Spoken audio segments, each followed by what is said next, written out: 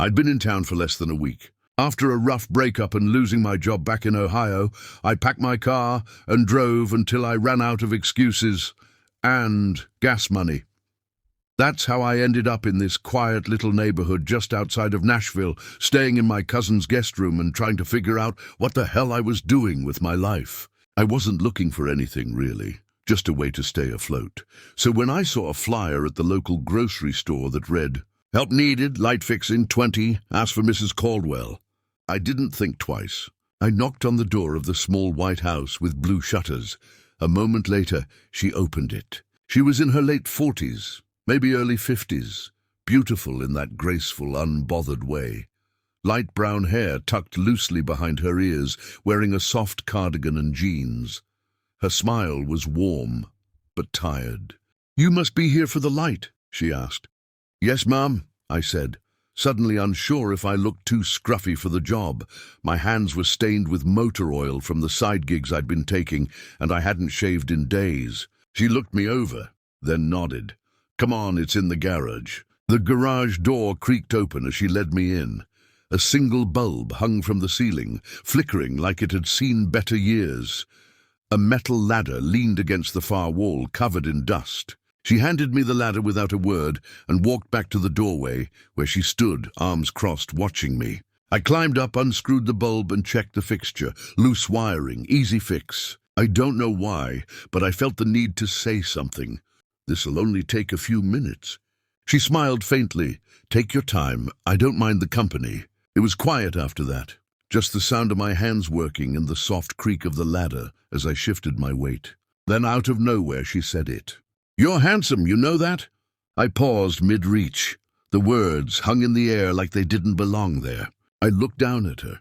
She didn't flinch, didn't laugh. She just looked up at me calmly, like she'd said something as simple as, "Nice weather today." I wasn't sure how to respond.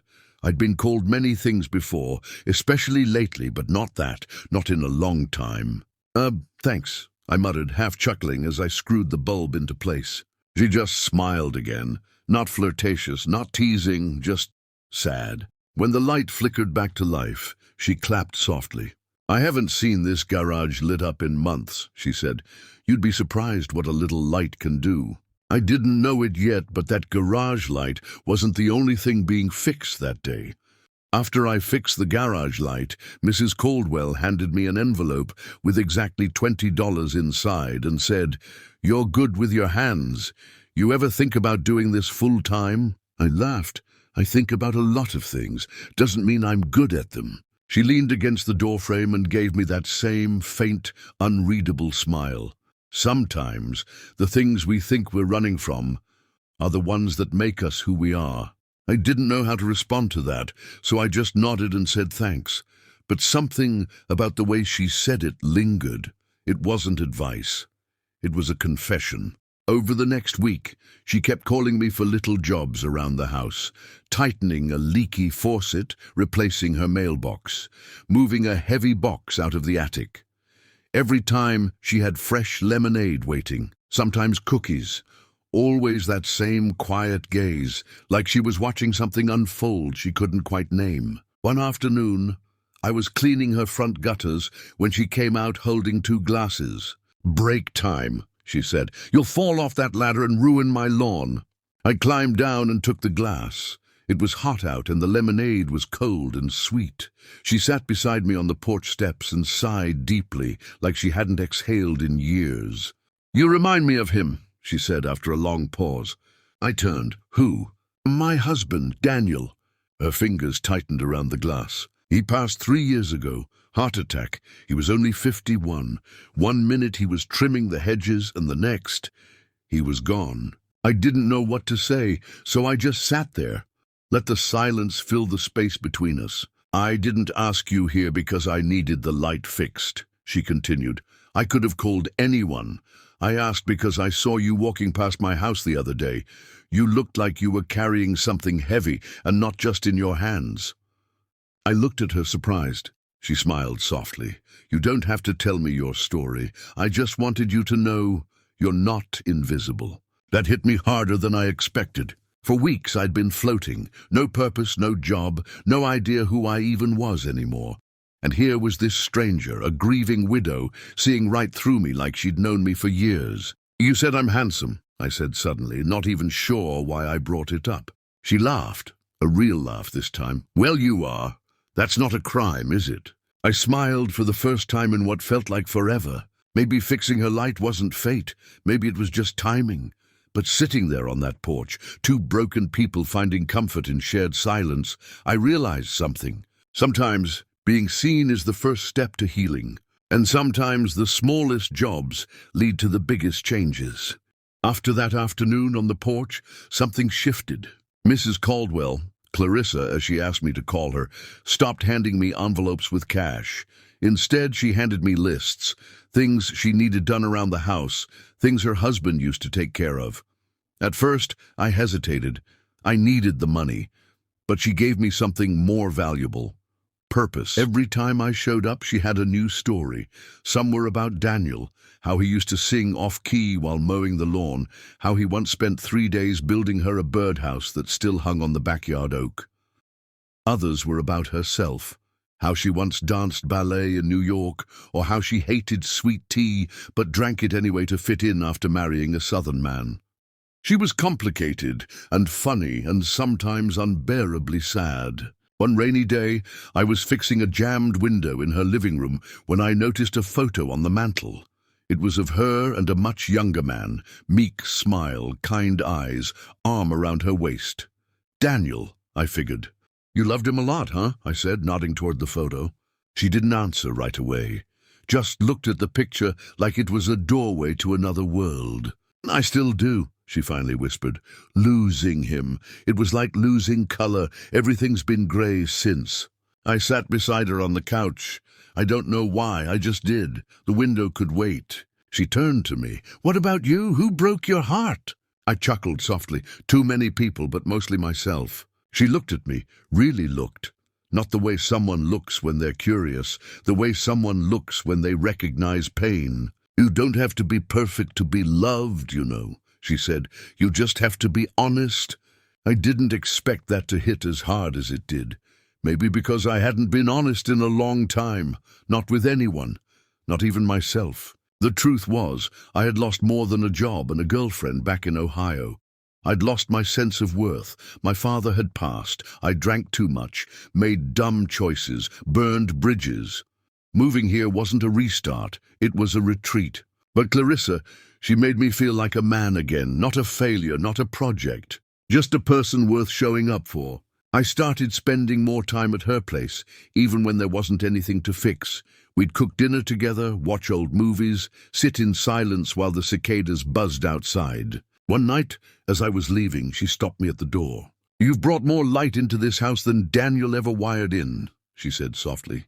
I didn't know what to say, so I just nodded.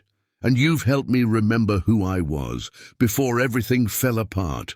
We didn't call it anything, not yet.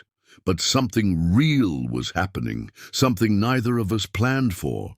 And it all started with a broken bulb. Clarissa and I never said it out loud, but something unspoken had settled between us. Comfort, connection. Something close to love, though neither of us dared to name it. We became part of each other's routines. Every morning she made coffee. Every afternoon I'd stop by, sometimes with groceries, sometimes with nothing but time to sit and listen. One Sunday, I found her in the backyard, sitting by herself under the old oak tree, the birdhouse Daniel built swinging lightly in the breeze.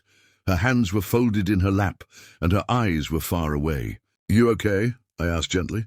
She looked up at me and tried to smile, but it didn't quite reach her eyes. "It's his birthday today," she said softly. "He would have been 55. I sat beside her, no words, just presence. Sometimes that's enough. After a moment she whispered, "He was a good man, kind, strong, but grief doesn't leave room for good memories. It's like it clogs them." I hesitated, then said something I hadn't told anyone. "My dad passed 2 years ago, same thing. It's like I remember the hospital room more than his laugh. The worst parts stay sharp, the best ones fade." She looked at me, surprised. "You never mentioned him." "I couldn't," I admitted. "Too much guilt, too much everything." And then we just sat there. Two people carrying losses in different shapes, somehow understanding each other in a way nobody else had. That day changed things. We started being more intentional. I helped her build a small flower bed in the front yard. She taught me how to cook real southern food, biscuits, gravy, fried chicken that made you forget your own name. We laughed more. We talked more. One night after dinner, we were washing dishes together.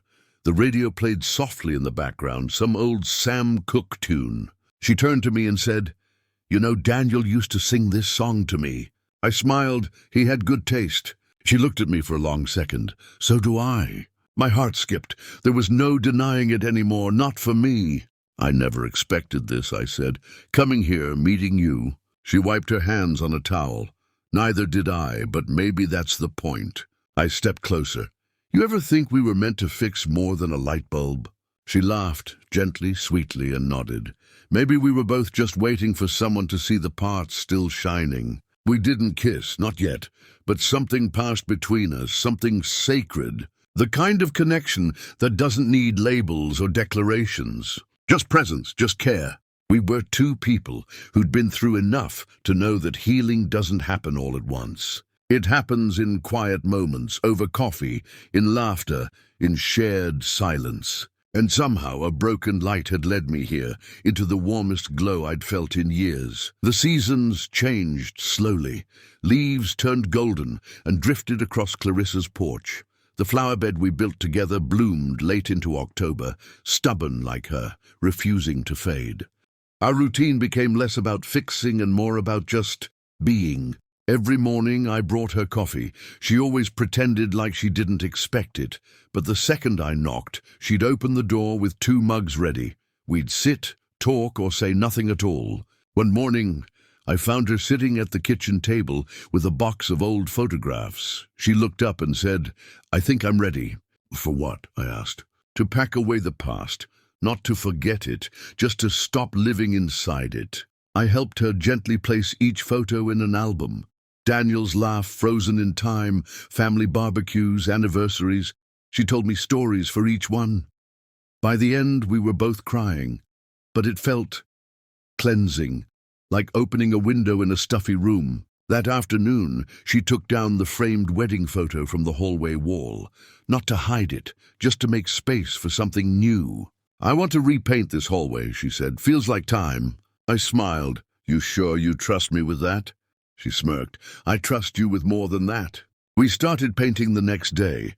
She picked a soft shade of blue, said it reminded her of sky before sunrise, hopeful, quiet. Like us. We painted for hours, making a mess, laughing. At one point, I reached up to fix a corner and felt her hand brush mine. When I looked down, she wasn't smiling to be polite. She was glowing. "I used to think I was too old for new beginnings," she said. "You're not," I replied. "Neither am I." She looked at me, eyes full of something tender and fearless. "I know." We stood in silence for a second, paint on our clothes, hands stained, hearts full. And then, finally, we kissed. It wasn't rushed. It wasn't dramatic. It was quiet and sure, like two people who weren't trying to replace what they'd lost, but finally ready to embrace what they'd found. The next morning, I came by with coffee, as always. She had already set out 2 mugs, but this time there was a key sitting next to them. She didn't say anything, just nodded toward it and said, "There's a drawer by the garage door. It's yours now." The same door where it all began. The broken light still worked.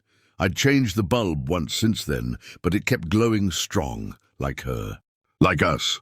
We didn't know what the future looked like, didn't care, because what we had was real. And sometimes, life surprises you with exactly what you need, just when you think you've lost it all. Sometimes the smallest act, fixing a broken bulb, can light the way to love. And for the first time in a long time, we both left the light on.